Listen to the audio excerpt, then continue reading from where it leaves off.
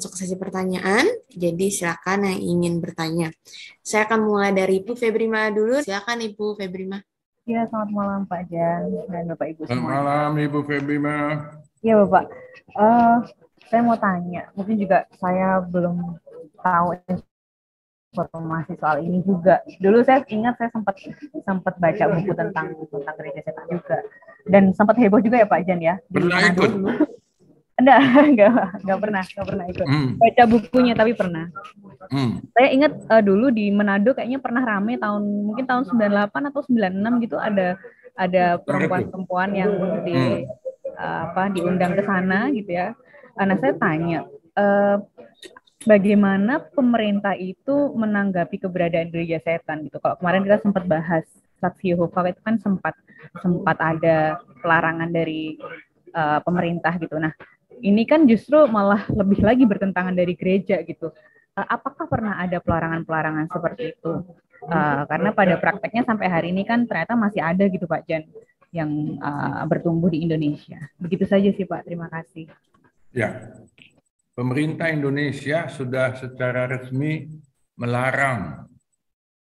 Jadi tadi seperti yang Ibu Febrima katakan, ini ada sempat di Indonesia, ada di Manado, tapi ada juga di Jakarta, Bandung, ada di Surabaya, dan sebagainya.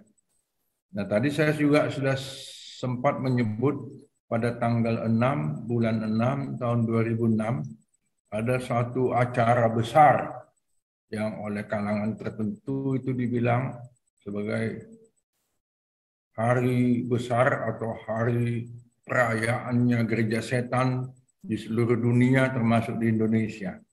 Nah, tak lama setelah itulah pemerintah Indonesia melarangnya.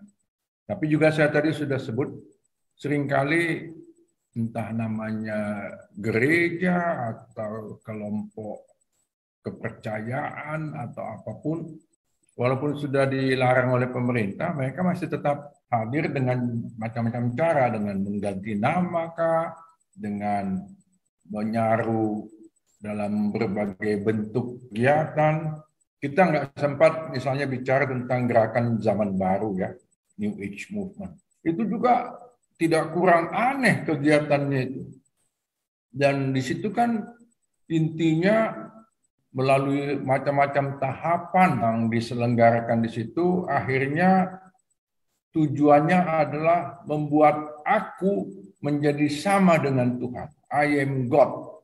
Di Indonesia, penjelmaan gerakan zaman baru ini macam-macam. Ada itu senam sehat, ada makanan sehat, ada kursus kepribadian, macam-macam. Dan pemerintah belum pernah secara resmi melarang ini justru karena begitu banyak bentuk kehadirannya. Nah, jadi kembali ke gereja setan secara resmi, The Church of Satan sudah dilarang di Indonesia, tapi bentuk-bentuk penjelmaannya kan tidak dilarang. Ambil contoh, tadi saya sudah sebut, acara Halloween. Ini kan salah satu acara yang diselenggarakan gereja setan. Tapi di Indonesia anak-anak muda kita senang itu. Juga berlangsung di Indonesia ini. Karena dia menggunakan nama lain, tidak ada alasan pemerintah untuk melarang kan. Kalau dia pakai merek gereja setan, ya mungkin segera akan ditutup atau digerebek atau dilarang. Nah, ini justru kita dengan membicarakan satanisme dan gereja setan ini diminta untuk juga mengamati dengan cermat dan waspada bentuk-bentuk kegiatan yang ada di negara kita ini. Walaupun namanya mungkin bukan gereja setan, tapi ajaran-ajaran satanisme itu bisa saja ada di dalamnya. Tapi di sisi lain, seperti yang saya katakan tadi, jangan terlalu cepat menuduh orang itu paham satanisme. Tadi saya sudah sedikit menyinggung buku saya ini ya. Ini saya berikan naskahnya kan ke BPK dalam bentuk kertas A4 dan sebagainya ya. Ketika dicetak dan diterbitkan, ini jadinya halamannya 666. Saya nggak tahu ini bagaimana jadinya. Lalu orang bilang, jangan baca buku itu buku setan. Ada 666 di situ. Nah inilah macam-macam yang harus kita pahami sekaligus juga sikapi dan waspadai.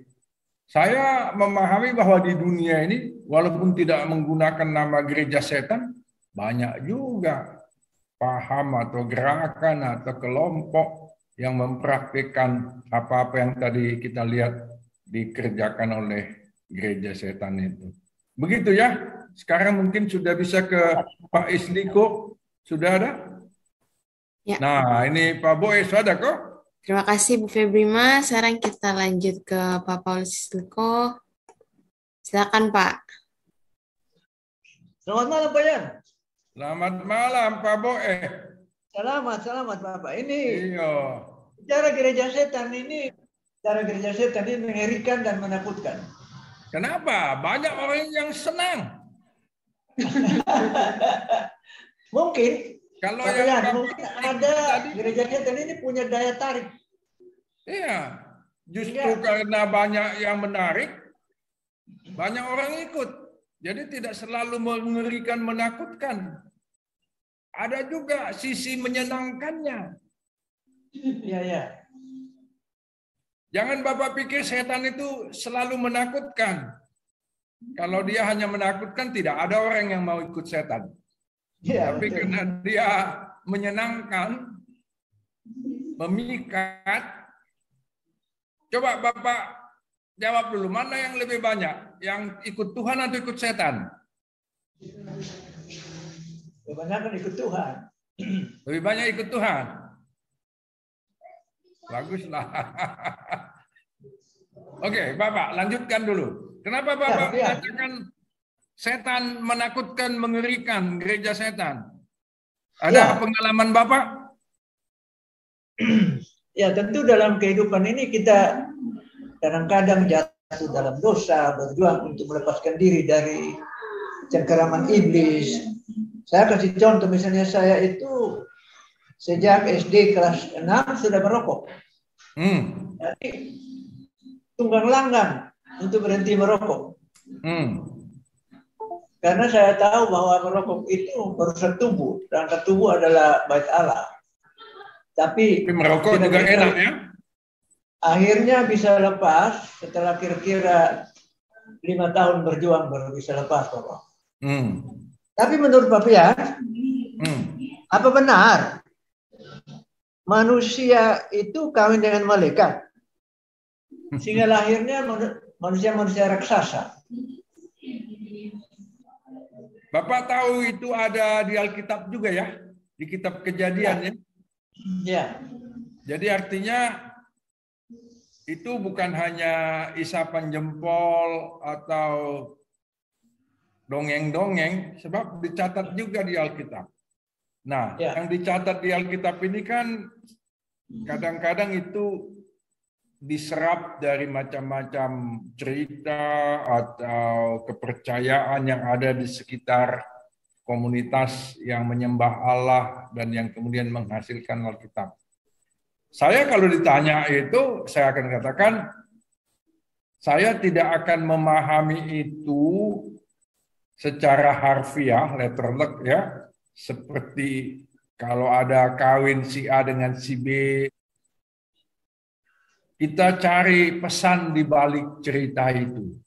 Saya sendiri tidak yakin, saya nggak tahu apa Bapak pernah lihat, ada raksasa yang besarnya mungkin puluhan kali lipat dari kita, mungkin tingginya 20 atau 30 meter begitu ya. Tapi kan banyak sekali cerita rakyat, legenda yang bertutur tentang itu. Karena itu saya ketika membaca cerita-cerita tentang itu termasuk di Alkitab, saya akan mencoba cari apa behind the lines, apa yang ada di balik teks itu, pesan apa yang mau disampaikan. Kembali kita ke teks yang di dalam Alkitab juga sering ditampung ya, cerita-cerita tentang perkawinan manusia dengan malaikat menghasilkan makhluk raksasa. Jadi kita nggak punya kesempatan malam ini untuk mengupas lebih lanjut ya. Tapi kita harus menyadari bahwa di dalam Alkitab ini banyak cerita rakyat yang diserap, kemudian diberi arti atau makna yang berbeda dari yang semula ada di tempat asal usulnya. Ambil contoh lagi ya tentang air bah. Air bah yang menghabiskan hampir seluruh muka bumi, kecuali Nuh dengan keluarga dan hewan-hewan. Ini kisah nyata atau cerita?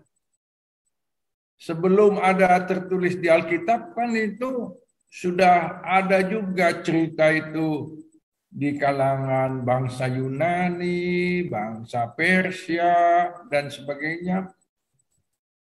Lalu dia dimasukkan juga ke dalam Alkitab. Yang kita mau pahami dari cerita-cerita seperti itu kan bukan arti harfiahnya. Sekian hari, sekian malam, bahtera Nuh, terombang-ambing, lalu satu ketika terdampar dan sebagainya. Makna di balik cerita itu yang penting kita lihat. Misalnya simbol pelangi, apa itu yang dilambangkan oleh pelangi sesudah air bah selesai. Demikian juga dengan manusia-manusia raksasa. Kalau kita baca di Alkitab tentang manusia raksasa itu, apa pesan yang kita mau ambil? Seraksasa apapun, sebesar apapun manusia, pasti dia mati. Kan itu. Jadi dia tidak akan bisa sebesar apapun mengalahkan Tuhan penciptanya.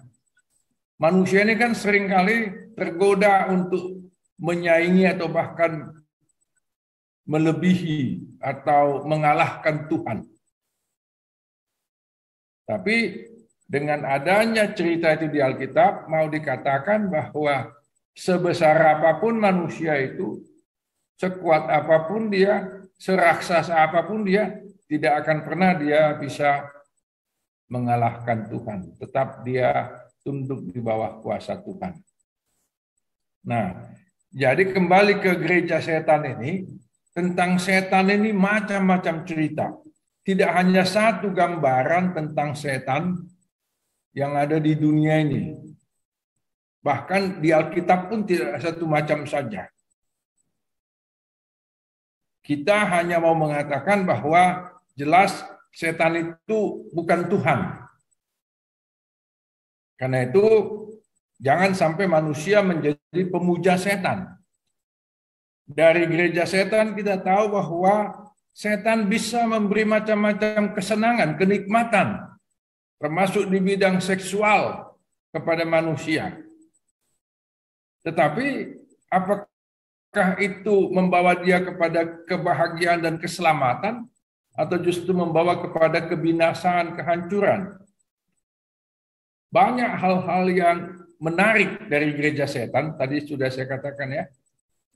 Kalau saya perlihatkan isi buku ini kan tadi saya sudah kasih tahu ini Duistere Sekten en Zwarte Kunst ini, banyak foto-foto tentang gereja setan di sini. Wah, menggiurkan. Banyak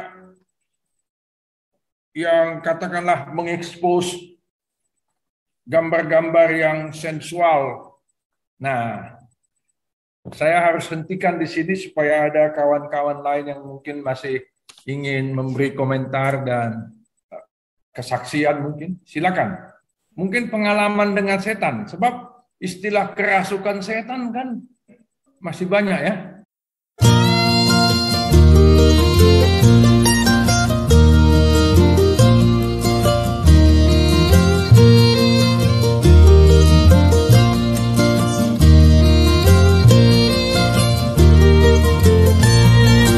Dan SI Tonang Official, Inspiration, Education, Collaboration.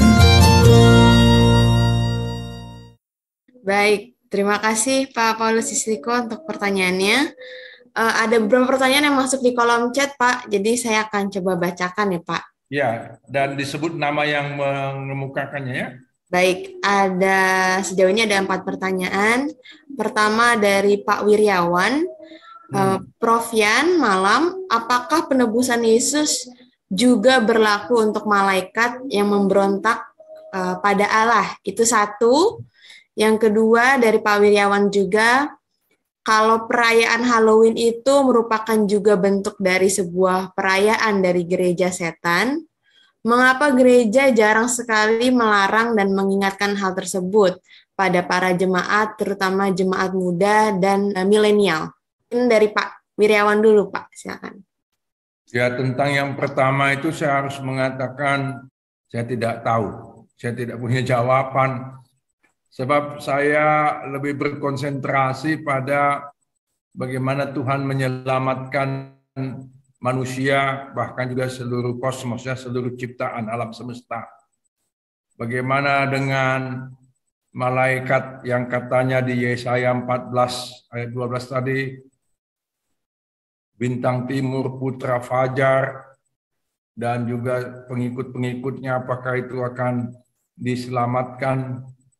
Saya terus terang belum pernah mempelajari hal itu. Nanti sama-samalah kita mencari tahu. Tapi bagi saya sendiri itu tidak terlalu penting, sebab yang lebih kita beri perhatian dalam kehidupan Kristiani kita kan manusia ya. Bagaimana Tuhan berurusan lebih lanjut dengan setan, saya serahkan saja itu sepenuhnya kepada Tuhan. Yang kedua tentang Halloween, begini ya, di luar gereja setan pun acara itu banyak. Jadi nggak bisa kita katakan bahwa Halloween itu adalah produk tunggal atau produser tunggalnya adalah gereja setan. Tidak.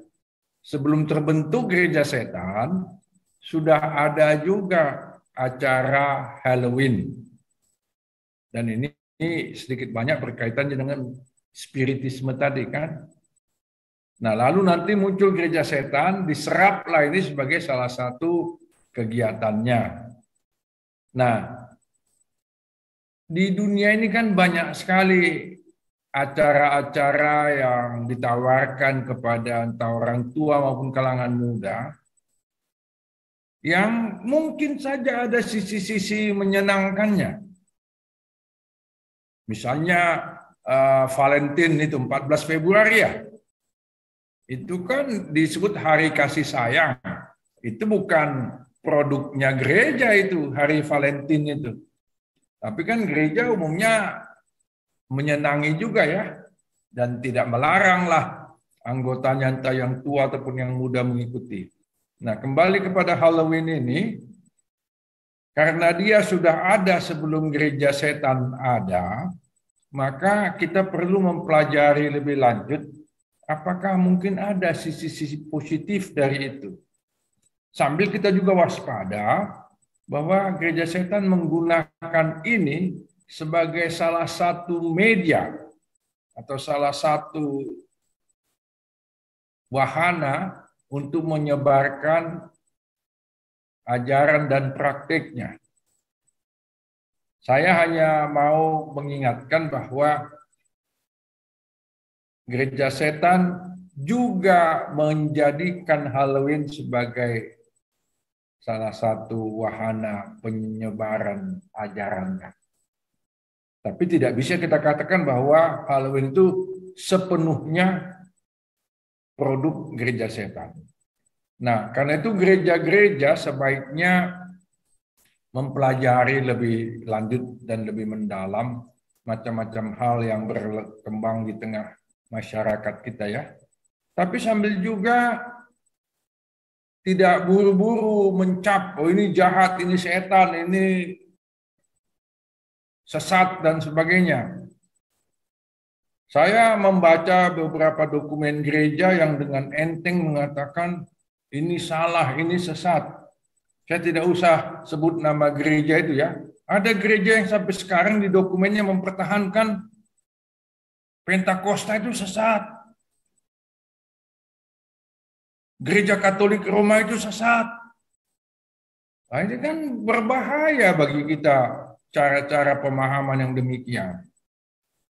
Karena itu ya, saya selalu mengajak kita untuk tidak buru-buru memberi cap sesat kepada apapun yang ada di dunia ini, tapi juga waspada supaya jangan sampai kita dengan mudah terikut kepada hal-hal itu.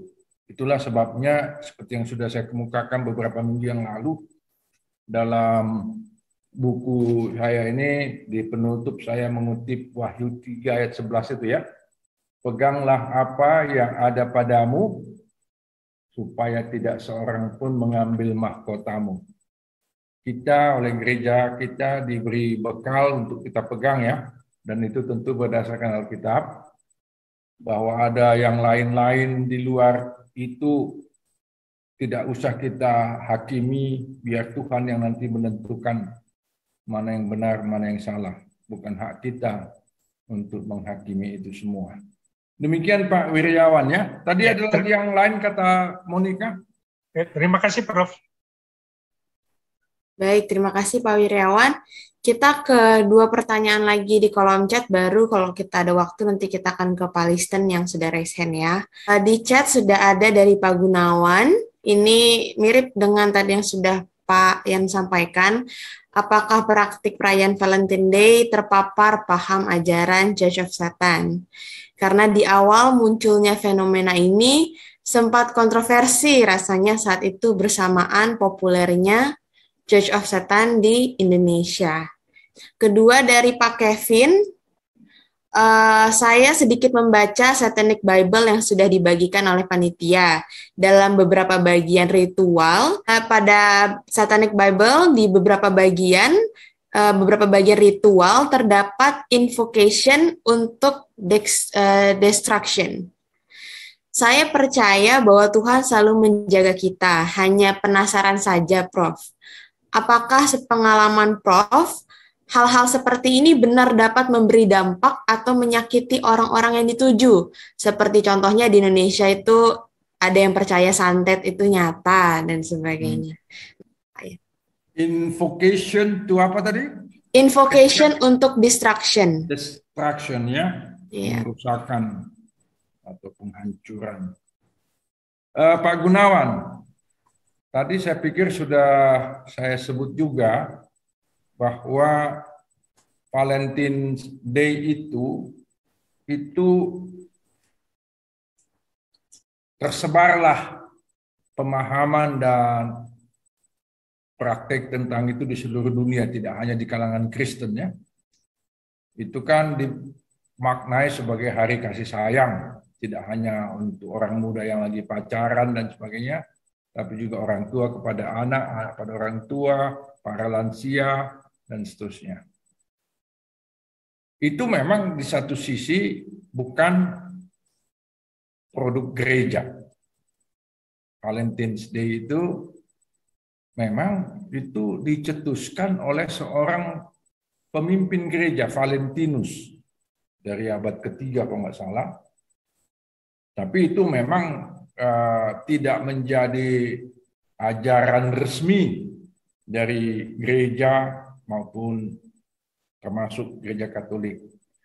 Tapi karena memang itu menyangkut bagaimana kita menyayangi sesama, maka gereja tidak menolak itu.